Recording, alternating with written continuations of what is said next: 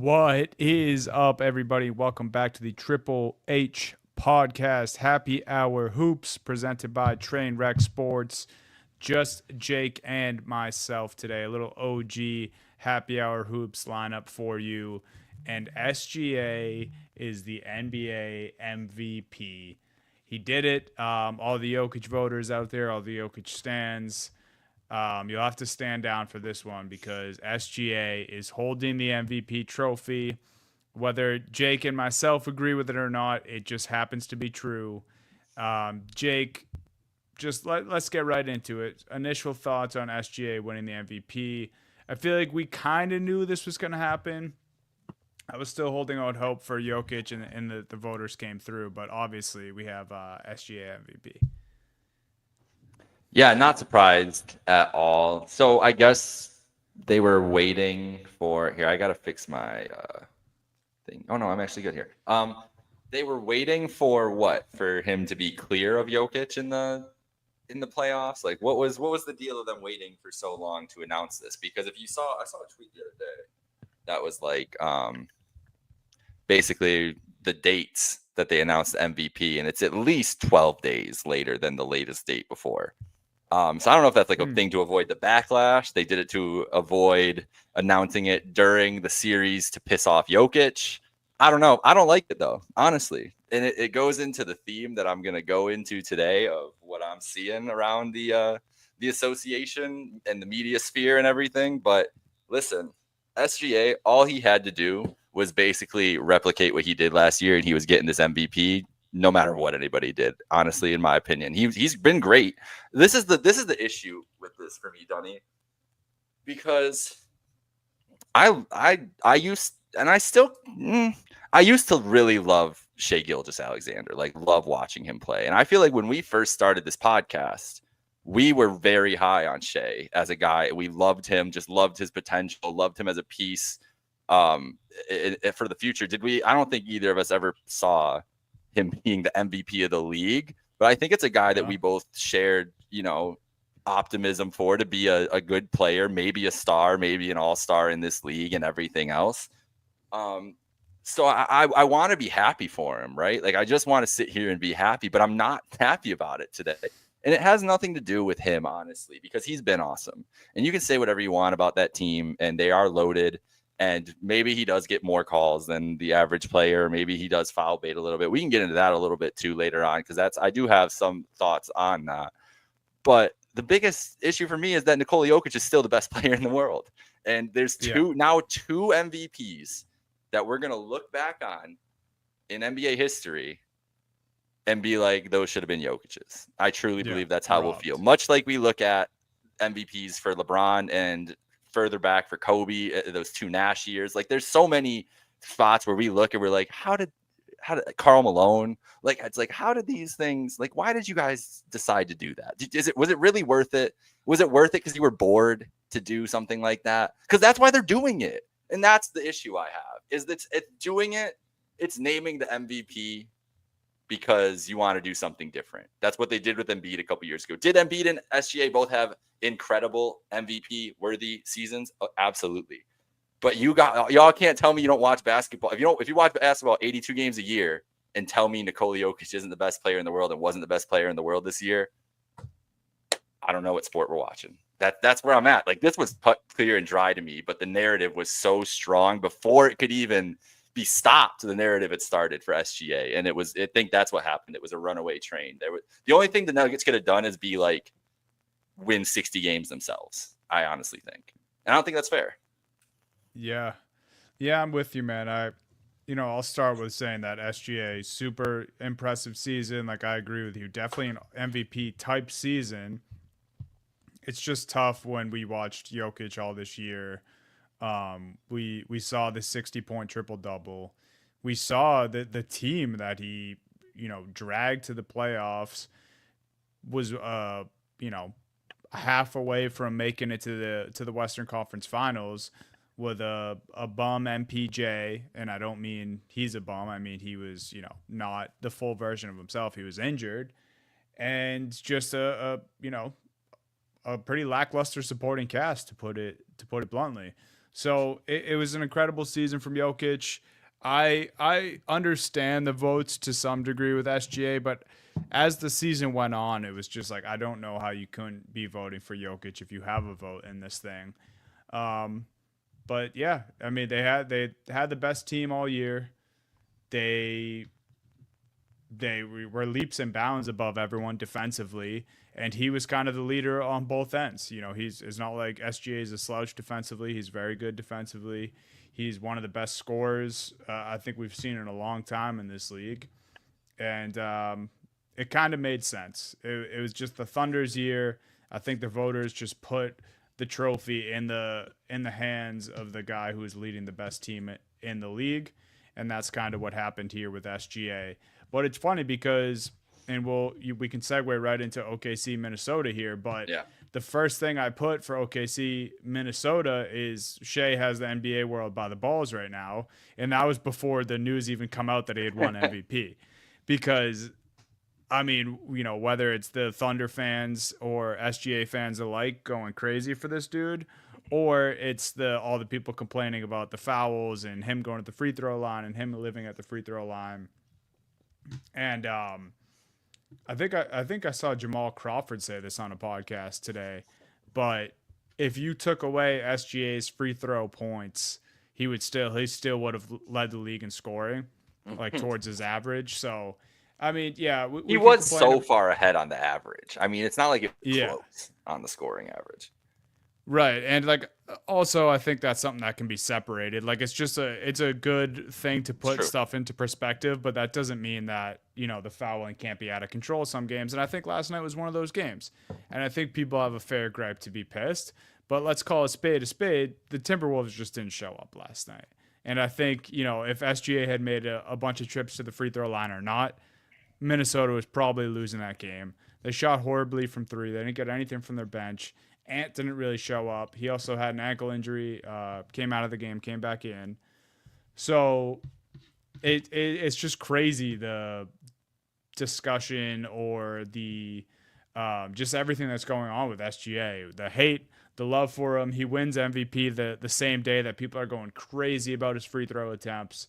But this is the NBA. I mean, we see it now. We're about to have our seventh different championship winner in seven different years. What's the stat for the NBA? Yeah, I think that's it. No, I'm pretty sure that's it. Yeah. And so, you know, the parity is alive and well in the NBA. It not only does it come team by team basis, but also player by player. And SGA, he's the talk of the town, negative or positive, but he's here. Yeah, man. Last night was interesting because, you know, you saw how that first half played out. And I was doing Pay the Bills podcast, so I missed the first quarter, and then I had to go run errands. So I only listened to the first half, really, like most of it. And I listened to a great radio call. I can't remember. If you remember the ESPN radio guy's name, let me know if you could look that up or something quick. PJ Carlissimo is the guy, but those two are like just like, they're amazing to listen to call a basketball game. Like it feels like I didn't feel like I was missing out on anything with how descriptive and how good they are. But that's just a quick aside. I just wanted to shout them out, keeping that up. But I'm sitting there settling in for the second half, man. And you look at you think about that first half, and Minnesota, at least defensively, it was perfect. It was perfection. Everything they were doing, they're affecting Shea. Nothing easy's happening. And they're only up by what was it, a 4-point game at half? 3-point game, something like that. Yeah, I don't remember what it was. It's close. And you're thinking like in that moment, like, shit, bro, you guys this first half went perfect and you're only up 4. Like it was one of those situations where they had to be up 20 by playing that well. And so I immediately thought, and I'm sure you had the same thought, that we were just going to get what OKC has done literally all year long and just smother a team in the second half. And that's exactly what they did. And that defense is just, I don't know, man. It's one of the best defensive teams I've like ever watched, honestly, at this level of basketball. Like at this point, we're in the conference finals, and the team that can do that too. And it's not like Minnesota is this offensive juggernaut or anything, but it looked like Minnesota was not an NBA team in the second half sometimes. Yeah. Like they couldn't even get into sets. Like they're not even getting into actions because OKC is just on your ass. That havoc defense, and it's just I don't know what your counter is if you're Minnesota. The counter, I guess, is Anthony Edwards has to be like superhuman, and he's hurting, man, and it sucks to see, but he's limping around out there. Whatever whatever his ailments are.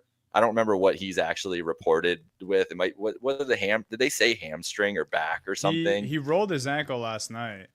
I know, but I thought they were mentioned something with his back earlier in the playoffs as well.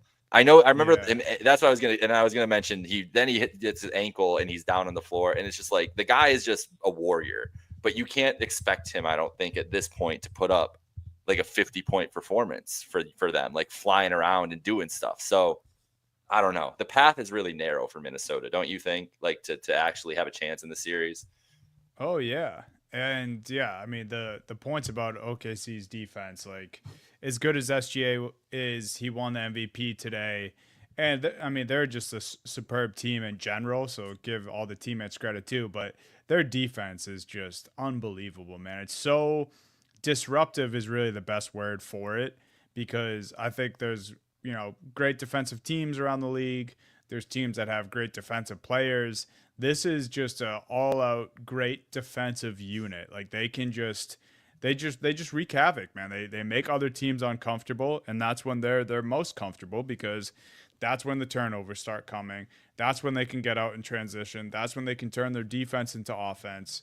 And the Thunder are just so damn good at that. And it really starts with Caruso. Like Caruso is probably one of the most underrated players in the league. And I think he was kind of hiding in Chicago the last, 3-4 years. And now he has a chance to shine with this OKC team. And I mean, everyone just defends up and down this roster. Like Dort's all-world defender. SGA's no slouch. We talked about it. Chet and Hartenstein are great at what they do. Caruso is awesome. All their smaller guards, like Cason Wallace is great. Wiggins is great. Isaiah Joe is not bad defensively. So Thunder is just they just seem like they're here, and I don't want to overreact after one game, but I think Minnesota should be as not scared, but I think OKC probably put some fear in Minnesota last night. And the points about Ant is interesting because even before the rolled ankle, like I don't know, at least compared to other superstars around the league, like Ant isn't a guy who loves to have the ball all the time as far as like bringing the ball up the court and kind of starting with the ball. Like this isn't a usage thing, but as far as like being comfortable bringing the ball up and being like the point guard, I know the NBA is kind of positionless now, but like Ant kind of has the luxury of Mike Conley being on the court and he can kind of defer to him with that stuff. But he really looks uncomfortable at moments like that, and you can't really be uncomfortable in moments like that against this OKC team.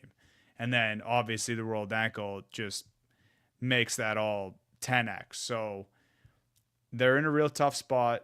I mean, Randall led them last night. I don't think that's going to be the recipe to beat this OKC team. And then we kind of saw Rudy Gobert go back to, hey, I'm Rudy Gobert. It's the playoffs. I'm really not all that playable. Well, and what worries me too about just Minnesota, like it can be so simple, is the fact that, listen, they were bigger than the Lakers, and so they just dominated them, and then Steph got hurt, and maybe it just got lucky. Like I hate to not give credit to them for winning the games they needed to win, and beating the Lakers was not just like no one expected them to win that series in 5 as easily as it was. But once the game started playing, it was like, I don't know what LA is really going to be able to pivot out of here in this series. Like it was really in hindsight, the perfect setup for Minnesota to get to this point. And it worried me. I mentioned it in my previewing this in a couple of tweets yesterday. It worried me that they had not played like playoff basketball yet. And it was the same thing I talked about with the Cavs in the last series as well. Just like when you haven't played that high intensity, and I don't think that happened. I think they came out and played with great defensive intensity and were ready for the moment yesterday.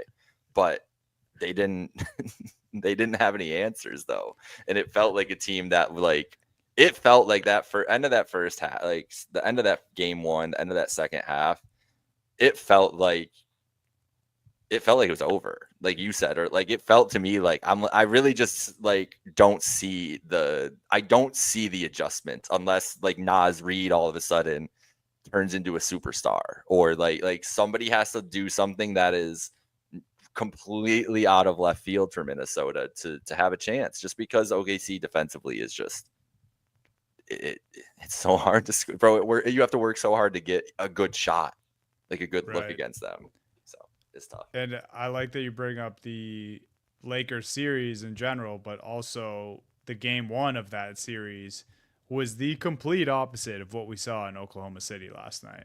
Because game one against the Lakers, when everyone was kind of shocked by the Timberwolves and they kind of shocked the world, Nas Reed, McDaniels, rest of the bench guys, DiVincenzo, like everyone was hitting from three that game. Yep. They couldn't hit shit last night. Um, like, Nas Reed, 4 points. Nikhil Alexander Walker, who's SGA's cousin, if people weren't informed, it had 8 points. Jaden I had no McDaniels, idea. That's actually, wild to me. I really had no idea. Now Alexander Walker, Gilgis Alexander, that makes sense. And they're like the same like build. Like I always yeah. like picked up like I I would thought you pick were up. being facetious because they've No, been like no, I leading really up had to no the series. idea. And now Everyone's been that I'm talking like, about it. I always thought they were kind of similar players, like similar vibes, and now it kind of all makes sense. All right, Yeah, here we go. cousins. Um, but yeah, like they just didn't have contributions. I mean, it's not like we can even really say other than Randall and Ant. It was kind of just other than Randall. Connolly, 7 points. I know you're not expecting a lot of scoring from Connolly, but I think their bench shot 3 of 28 from three. So you probably don't want your bench putting up 28 threes as is. And if they're only going to hit three of them, you definitely don't want that. So, I mean, just obviously not the Timberwolves night. And it's funny because the very beginning of the game, I believe Ant hit his first two. I don't know if it was his first two shots, but his first two jump shots I know went in. I think one was a three and one was a mid range. And I was like, oh shit, Ant looks locked in. And I was like, yeah, damn, this might be a long series for the Thunder. And then their defense just did that thing where halfway through the game they're like, "Fuck this, let's not let the other team score." Yep. And Yep. that's a bit of what we saw. So, kind of feels like the Thunder's year. Kind of has since they won 68 games. They have the MVP. Did last night change your feelings about this series, and like where are you at now? This series, it didn't change anything for me. I still think Minnesota will get a game. I think they'll get one at home just from pure will of Anthony Edwards, and they'll hit some shots, and maybe OKC doesn't hit a bunch. Maybe OKC goes cold. I think perfect, storm is how they can win one game. This is OKC in 5, though. That's how I feel. All right. Yeah, I think it's OKC in 5 or 6 here.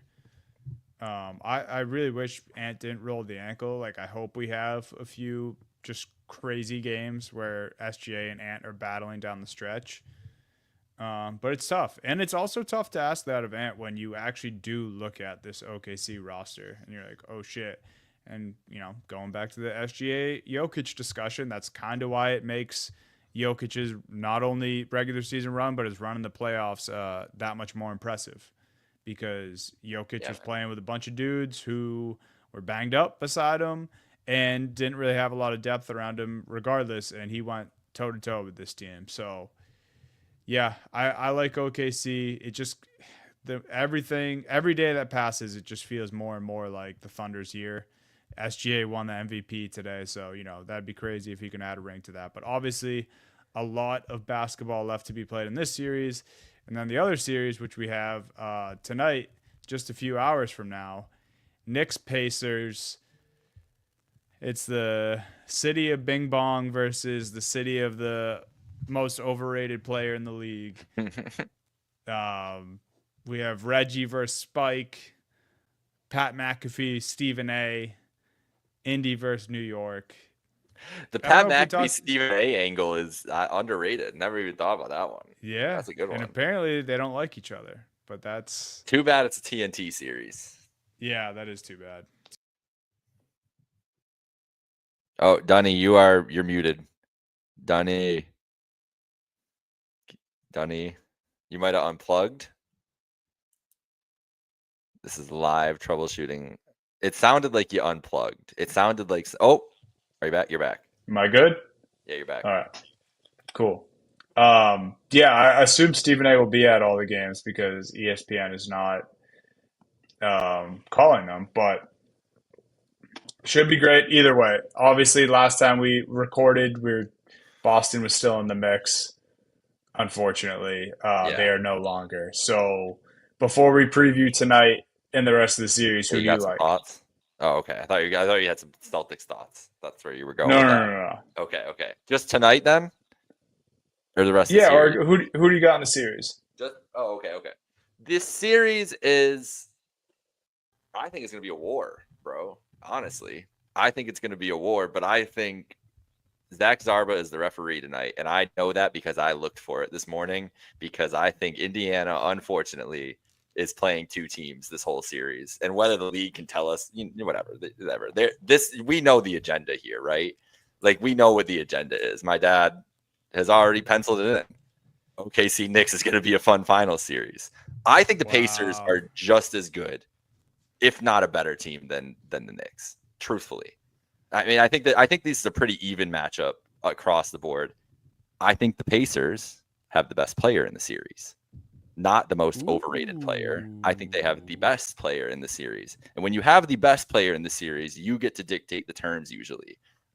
Now, having Mikal Bridges and OG Anunoby on you all series is a much different challenge than having I don't even couldn't even tell you what Cavs tried to guard Tyrese Halliburton because none of them did. It's going to be a bigger challenge, a bigger type of ask of him to be as efficient offensively and be as effective as he is. That's not a team that's afraid to go into MSG though. Like, do you think the Pacers give a shit that they're going into MSG for game one tonight? No, not at Absolutely all. not. They're excited, honestly. Like if I know anything about the Pacers, because I feel like I got to experience the Pacers like you, and you got to beat them. I got to take a fat L to them. But I don't hate the Pacers. I respect the fuck out of the Pacers now. I still hate the New York Knicks. So I am very biased in where I'm coming from in this series. Don't get me wrong, but I'm trying to talk about it objectively.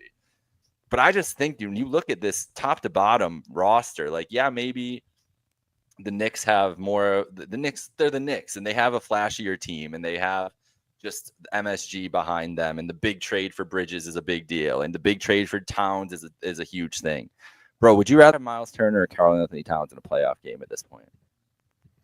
I'm serious. Like it's not it's name recognition versus fucking watch on the court. And I think this These Indiana team these matches. playoffs, it's a very fair question.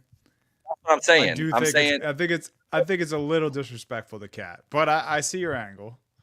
oh, I don't think anything's disrespectful to Cat. So that's fine by me if you think And that. he wore a I will fuck disrespect Boston Cat any shirt to a day. Mets game the other day, so or a Yankees game, wherever it was. So Whatever. I Yeah. shouldn't even be saying that, but Yeah. But and that's I will admit all my biases on this show. I've never been a fan of Karl Anthony Towns. I don't think he's going to come through for them in this series. It's a big reason why I think that this team is not going to make the NBA Finals because I think the Pacers are going to win the series in seven. I wasn't going to get to that point, but I just started saying it, so I figured I would finish it. How are you no, feeling? I like it. I actually really like that. And I'm gonna backtrack what I said a little bit. AJ's got 6. He's feeling even spicier than me today. Wow. Okay. I'll actually backtrack me trying to cool down your take because I did say it's a little disrespectful to Cat, but if we're being fair, this is really the first playoffs that Cat has ever showed up. And Turner, where he's not been, the same level of star as Cat, he's never been, a zero in the playoffs. And these playoffs for the Pacers, Turner's actually been unbelievable. So I don't think I don't think it's as crazy as a take as maybe I let off there. But It is a pretty I crazy take because Miles Turner has been like not good in the playoffs in the past. Like Right. that's like it I guess is, but not like bad, but also like not good. So yeah, like it's not like he's like been a baller and everything like that. He's had his issues, so I get where you're coming from with it. You're not. You had every right to be like, whoa. Let's not get crazy here. but I too like Pacers in 7. Woo! Mostly because I would not be picking the Knicks here today. And a big reason though is I like how you started it because I don't think many people would agree that you think Indiana has the best player. But where I do think you can get people behind you is that you said Indiana has the best team. And I believe that. I believe Indiana is a better team than the New York Knicks. The New York Knicks have Brunson, who I think is the best player in the series, but that always doesn't matter. And they showed it last series against the Cleveland Cavaliers. Indiana doesn't care who they're going up against. They're going to play their brand of basketball, and their brand of basketball is tough, man. Like, you talk about OG and McHale. Those guys are going to have to, as much as they're going to be chasing around Halliburton, you also got to deal with a guy like Pascal. The Pacers also have guys like Nemhard and Mathurin who are just annoying as shit for other teams. Neesmith, you can add him to that Oh, list too. So I just think New York is going to have their work cut out for them. It's going to be a different speed than Boston. It's going to be a different energy level than Boston, unfortunately. And if we're talking about game ones on the road, Indiana and they don't give. was was a crazy double clutch corner 3 shot away from beating Boston at home Yep. just a year Oh, ago. that's right. I forgot all about that. Yeah. In this same spot. They were game 1 of the Eastern Conference Finals on the road, went into Boston, went to overtime and lost, but it was really because of an insane double bang shot. Mike Breen, God, of Jalen Brown, corner man. 3. So, I mean, Indiana's no stranger to this situation. I like it too. I think Indiana steals tonight and kind of puts some water on the Knicks flames that have been rising the last week or so. Well, our guy Donnie is with us. He's got Pacers in 7 as well. This is starting to scare me a little bit because all I 4 know. of us are in here, except my dad. Pops is in on the Knicks, but he just wants the Knicks to get there to then see them get their soul crushed in the NBA Finals. He has evil motives for that. I know where you're coming from there. And AJ's with me on Cat here. Cat is soft. He'll get too foul happy. If he knocks down the 3 ball, that would change things. He has to be able to do that in the playoffs. That's my issue with Cat to begin with, AJ, is that he's 7 foot, and we have to say if he knocks down the 3 ball, it's a good thing. Because he can't just go down low and get a bucket on Miles Turner. Or it's not that he can't even. It's that he doesn't want to. It's that he Cat is like I was talking about, not to bring the Cat. See, he knew I know him. I know my dad well. I knew exactly what he was angling for there. I was talking about this with Donovan Mitchell yesterday because Donovan Mitchell. I said if Donovan Mitchell was 3 inches taller, he'd be the greatest basketball player of all time. And I don't actually believe that, but I kind of think part of it is true. But what Donovan Mitchell is when Donovan Mitchell is on a hot streak, he is the most locked in player, probably maybe in the NBA right now. Like when Mitchell's on, you see it on his face. You can see him like that he's in that zone, and then he just doesn't miss and do anything. Cat's the opposite. Cat gets into stretches where you can see Cat's face, and he's the biggest like dumbass on the court. You know, Cat's gonna foul somebody back-to-back possessions. He's gonna chuck up a 45-foot 3 for no reason. He's gonna pass into a double team out of a matchup on a guard. Like this is what Cat does. And it's because he's not mentally strong. And I'm not trying to call the dude out like he's saying he's some what's the word? I'm like head case or something. But that's not a guy I would want to go to war with if he was on my team. I wouldn't feel confident in Karl Anthony Towns on my team. If he was a Cleveland Cavalier, I wouldn't be like, fuck yeah, we're going into this series and we got Cat. I'm sorry. That's not me hating. That's just history. It is what it is. Yes, sir. Miles Turner will rough him up. And maybe he will. Somebody's going to rough him up. Someone's taking a shot at Cat. Like Ben Matherin's definitely trying to punch Cat. They're going to try to get him Do they just sub in off James his Johnson, shit. the guy who no one They wants might. to fight in the league, and just have him foul Cat? Mitchell Robinson does need to shoot free throws well because they are going to send him to the line a lot. They're going to take that's when James Johnson's going to come in to get those fouls on Mitchell Robinson. I think the Pacers, I think both these teams are going to use all their fouls. I expect Dunny. I don't know about you, but I expect. What's your? There's 48 minutes in a basketball game.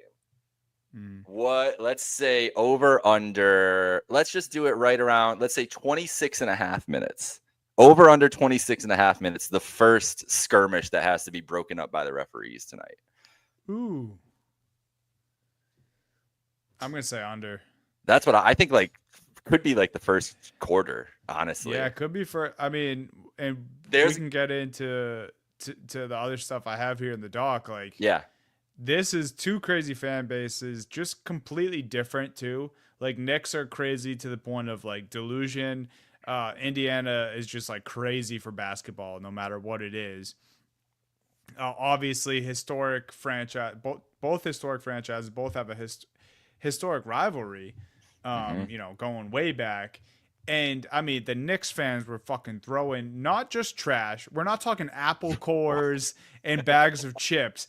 Full fucking trash bags, full hefty trash bags at Pacer, a sole Pacers fan who was just trying to leave. Guy, now it's that guy. Shout out that guy. I wish he could be on this podcast today and we could just ask him. Like, do you know where he's going today? He's in New York City today. I'm pretty sure, right? Yeah, Halliburton flew him out, bro. Halliburton flew him out and got him tickets to the game. Baller. Because he saw the video of this dude getting trash thrown at him. But say what you were gonna say. No, it was just I just think he's a baller. I just think he deserves the world. Like to go there, to go to that game in the Indiana jersey is just crazy. Like that's psychotic behavior. Crazy behavior. I mean, the Knicks fans were fucking throwing trash at Windy, bro. Like why? What? Come on, they were like, this is AJ. I've gone back and forth, like, because some people like come up to me and they're like, "Oh, like I'm gonna be so happy for New York, like when they get this done." And I'm like, "Yeah, like there's some people like I'm sure I would be happy for, but mostly I don't want to see them celebrating the Knicks celebrating a fucking title. That would be the worst thing I could see in my life. Like, guys, you guys don't realize we have to listen to it the rest of our lives too. Like, if they win the title, we got to hear about Jalen Brunson is now Michael Jordan." Like that's what's gonna happen, guys. Like the stakes have never been higher, Dunny, when it comes to the New York Knicks. We can't let this happen. Not with this team. Not with this there was no mistake when I used the word delusional. And like all I could think of is when I see the videos of Knicks fans, like the first thing that comes to my head is like act like you've been there before, but they haven't. They haven't won in fucking 50 years, and that's why we're seeing this. So part of me, I'm like, yes, go ahead and celebrate. You haven't been to the Eastern Conference Finals in 20 plus years. But then like I see the trash videos and them like verbally berating Windy, and I'm like, dude, like this guy's just doing his job, bro. Like sure, like he said stuff that all fan bases don't like about their teams.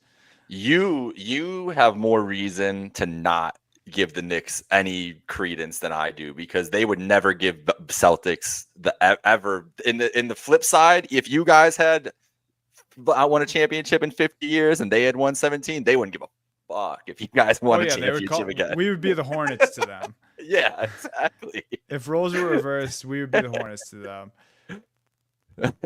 Oh, there it is. Yeah. I'm not even a huge Brunson not guy, a Jalen Brunson fan, that guy right there, though. But if it would be... Let's talk about the foul baiting. Let's talk about let's do it. Did SGA foul bait? Was he foul baiting last night? Do you think it was any more egregious than anything he's done this year? Than Brunson's done? No, than SGA. I'm talking about SGA first. Then we'll just like comparatively to regular season stuff. Even in the playoffs so far, yeah. I just think that's his. I think both things can be true. I don't think he exceeded anything that he's done all year, but I think he's been foul baiting all year. And I think Brunson does the same thing. And I think James Harden, when he played for Houston, did the same thing.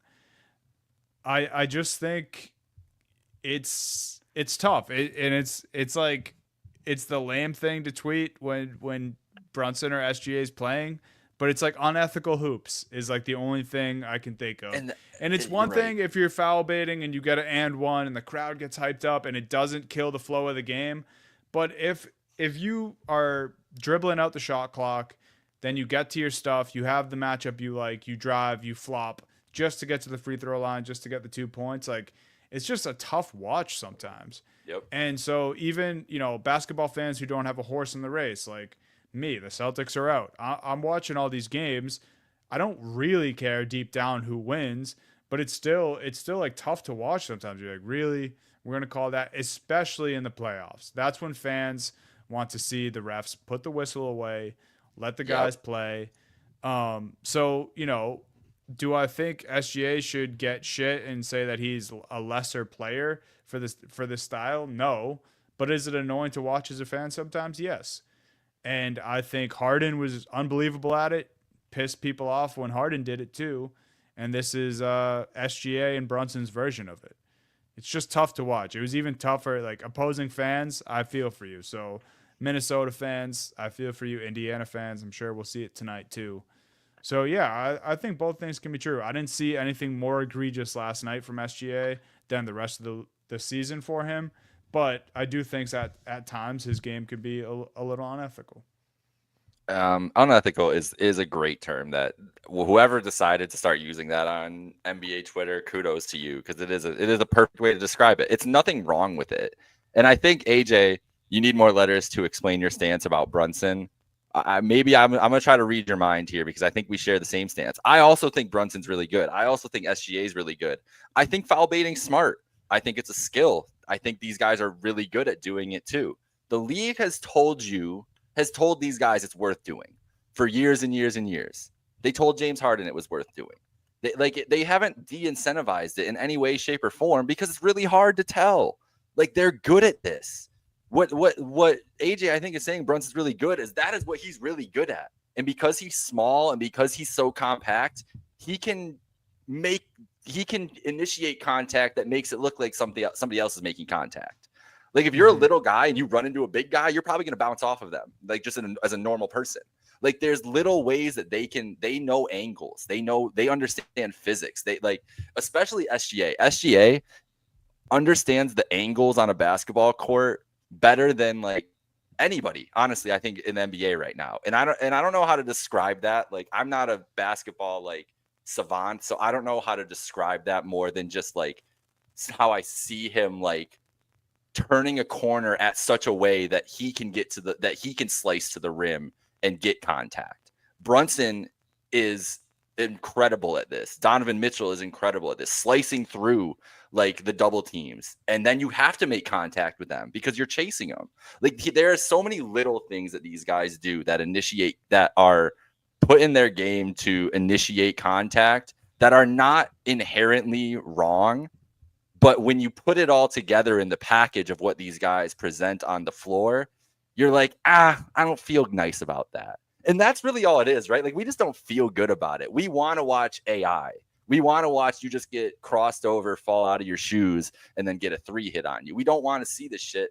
But this isn't one-on-one basketball. This is a team sport. And if they can get to the line because the team defense is different and everything else, you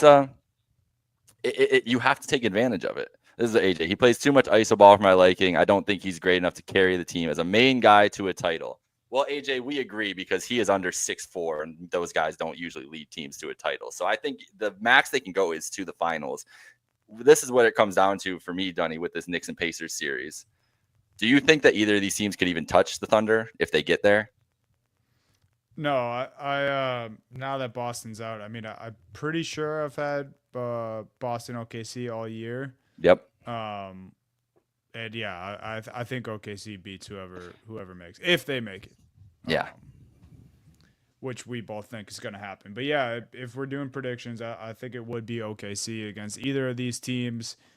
It's funny. I like that you bring that up about the angles with SGA though, because I do think it's important. And a lot of these fouls that he gets that people get upset about tend to be on and ones. And because what you're saying is absolutely correct, where yes, maybe he's selling the call, but he also knows exactly what he's doing on the shot. He's being deliberate with this stuff. So he's being deliberate with making sure he gets the contact, but also he must practice shots like on one foot, falling Has down to. basically, Yep. because he's really I really bet you good he at has it. one of those big like pads where he's like doing off angle shots and like jumping onto the floor and shit. Like he Yeah, has to be. I'm sure. And because, if we're going to be transparent and fair here, yes, do I hate watching it sometimes? Of course. But at the same time, he's very, very good at it. And some of the end ones are crazy. Listen, I don't care, bro. You don't accidentally score 33 points a game in the NBA as a Exactly. Yeah. guard. As a guard, like And, it's and like that's why you couldn't say shit to Harden either when he was doing it. He was exactly like fucking. He was a force. He was one of the best offensive players we've ever seen on those runs in Houston. And he was doing this shit. His tactics were a little different, but it all the same shit. And Ant-Man, to touch on Ant-Man here, I agree he's struggled, and I think it's a lot because he has to do. This is not a perfect team built around Ant-Man. They need way more offense around him. They need way more creation around him so he can exert the proper energy, cutting to the rim and being just a freak, right? Like not doing so much basketball. You need like this sound counterintuitive, but you need Ant to not do as much basketball stuff on the floor and have him be able to be like freak athlete in some of these sets where he can just be, even if it's as a decoy, him running around doing stuff can open stuff up, but you can't take advantage of that if you can't shoot. This team can't shoot. And so I think Ant-Man just like he has such a burden offensively and he's going to go 135% defensively. He's never not going like full go. And so I think he just burns out. And especially this year it's different than last year's team. And he just doesn't have as much creation next to him. Like that you can't count on. Like Conley is just another year. Like it's just like DiVincenzo is not. He's been sourpuss all year. Like he hasn't even been the same guy this year. Like they haven't had the same production that you would hope around him, and I think it's affected him. But their strength is defense. The reason if Minnesota wins the title, it's because they're a defensive juggernaut. That's why. It's not because it would be because Ant-Man's a star, but it's not going to be because of his offense. It's going to be because of their defense. So it is a weird conundrum for him, but I think it's their fault more than it's his fault. Yeah, I don't hate that take. More Knicks Pacers here. Yeah, I think if we're talking X factors in this series, I think it's a grouping of role players for both teams. So I think what's going to swing this series or decide this series is how well OG and McHale play for the Knicks, and how well the trio of Neesmith, Nemhard, and Mathurin play for the Pacers. I think whoever wins that battle of role players might have a pretty good edge in this series, because McHale and OG are weird, man. Like we saw them really, really take over some of those games against Boston to help decide those victories. Obviously, McHale in games 1 and 2 had huge defensive plays at the end of regulation. And then OG, just hit some huge shots, played some great defense. And then on the other side, Mathurin, Neesmith, and Nemhard are just awesome. And they make shit difficult for the other team. I think Neesmith is going to be chasing Brunson a lot. I think Nemhard is, Mathurin. And they're just real swing guys as far as energy goes, big shots, just not being afraid of the moment at all. And I think them being in this spot last year is really going to help them. And yeah, people can say whatever they want. They got swept. Like Boston was a fucking machine last year. Who knows what happened in this year's playoffs, but they were a juggernaut. Like in all of those games were close. Like we mentioned, they almost stole game 1. So I think the Pacers will be ready. I'm really watching the role players for both teams. I know we said it, but yeah, I got Pacers in 7, and I'm holding on to that. I wouldn't be surprised either way. Obviously, if I'm calling for a 7-game series, but yeah, this country will either hate or love Ben Mathurin after this series. Like you will, if you are a basketball fan, you will have an opinion on Ben Mathurin, and you're either going to hate him, like absolutely despise him, or you're going to be like, I would die for that man. That's what I anticipate.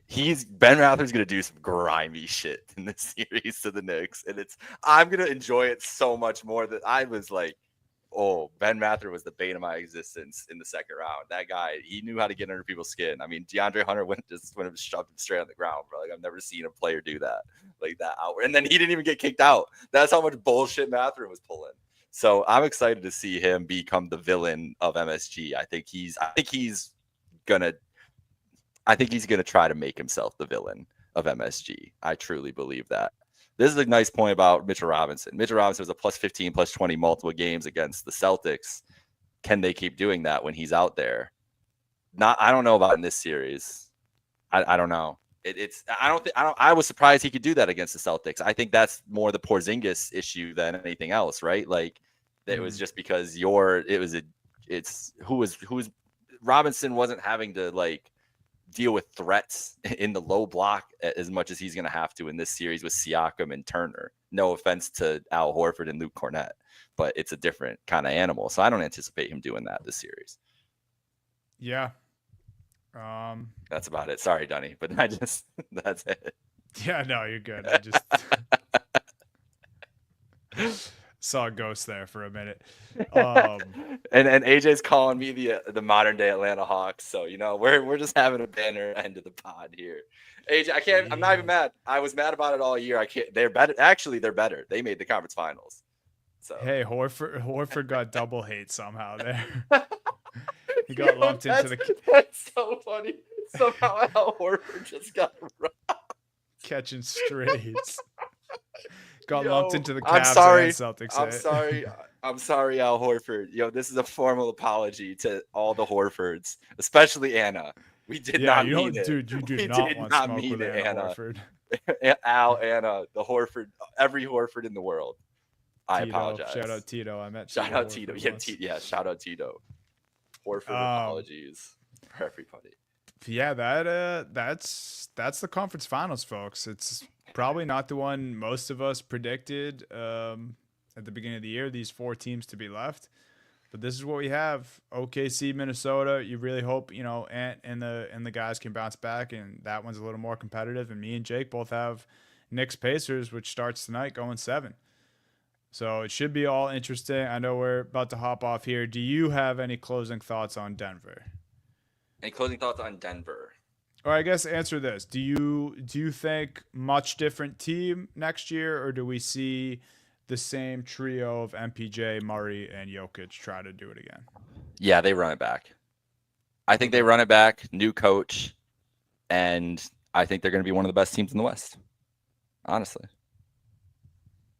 I think the Warriors are going to slip a little bit. The Lakers, who fucking knows what they look like next year, and who knows what LeBron looks like.